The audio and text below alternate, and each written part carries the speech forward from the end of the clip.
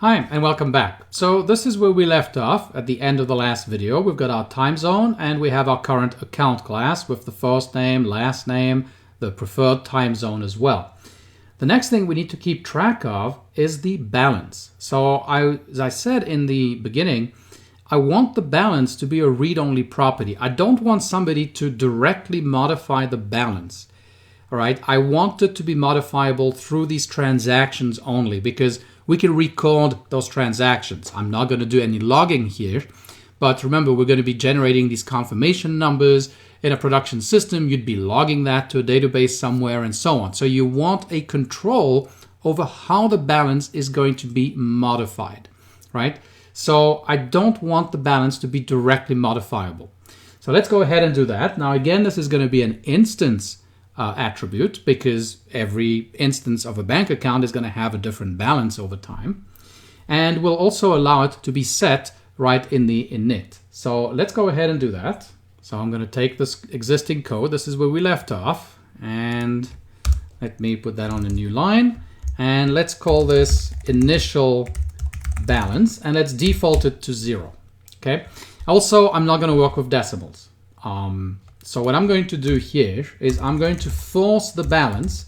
So now I'm directly accessing the balance attribute, the private balance attribute. I'm going to set it directly here and I'm going to force it to a float. So I'm going to convert this to a float essentially.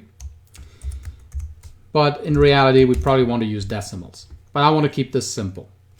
Okay, so that's the first thing. So I've set my initial balance.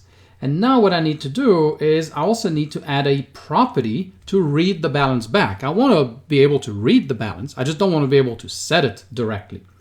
So let's go ahead and put it maybe before the time zones. Let's go ahead and put it here. Let's say property, balance self. And all I'm going to do here is just return the private variable underscore balance, like so. So this works. Let's go ahead and try that. So we can do an account, 1, 2, 3, 4. Could be John Cleese, and the initial balance. Now I am specifying this as a keyword argument because I am not going to be specifying the time zone. So the time zone is going to be none. I want a default. So a better approach might be to actually put time zone last because maybe you don't always specify the time zone, but you always specify the initial balance. However you want to do it. In this case, I want to specify the initial balance, but not the actual time zone. I'll let it default to UTC. And we'll set that, let's say, to 100. So now I can go ahead and print a.balance.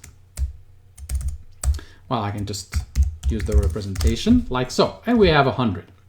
Now let's go ahead and try to set it. So a.balance equals 200.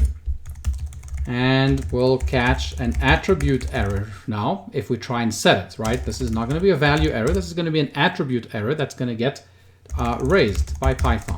When we do that, indeed, we get an attribute error and it tells us, yeah, you can set the attribute. Balance is a read-only property. Okay, so I'm going to leave the balance as is for now. We'll come back to it later because we're going to want to add some validation to make sure that balances don't fall below 0. And one of the things you'll notice here is that I can actually set my initial balance to be negative. Nothing stops me from doing that. I'm actually going to leave this bug in this code all the way through to the end when we go to unit testing, and I'll show you how we can catch those kinds of bugs when we start writing our unit tests. So for now, I'll leave that bug in, but we still have extra work to do validation of balances. All right, thanks for watching, and I'll see you in the next video.